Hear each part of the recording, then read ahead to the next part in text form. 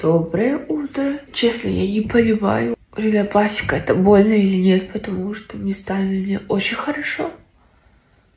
Потом бац.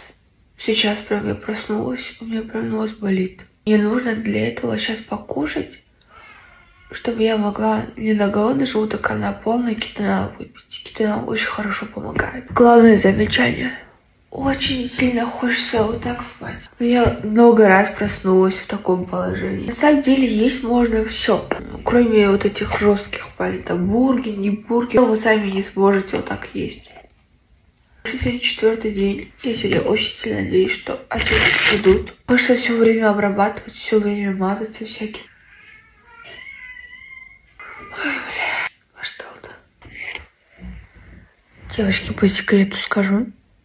У меня прям весь организм сейчас на стопе, мне кажется, потому что у меня перестали расти усы.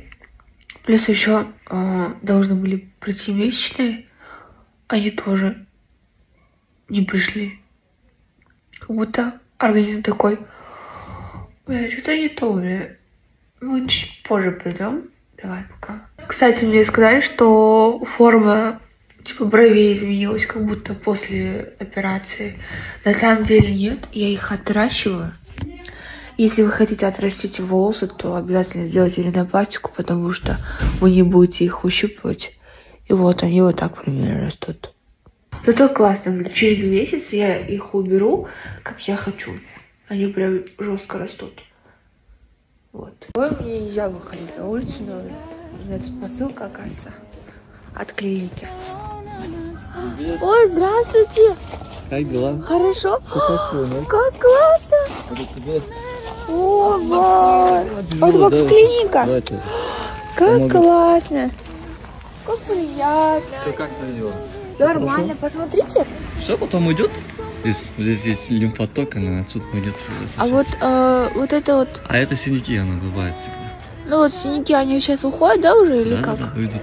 Обрабатываю? Вот здесь? Да. Клавесин обрабатывать. Да. И команда Бокс Клиник. О, как классно! Видите, я не одна на реабилитации, со мной вот моя банда. На самом деле очень сильно мешает моей реабилитации.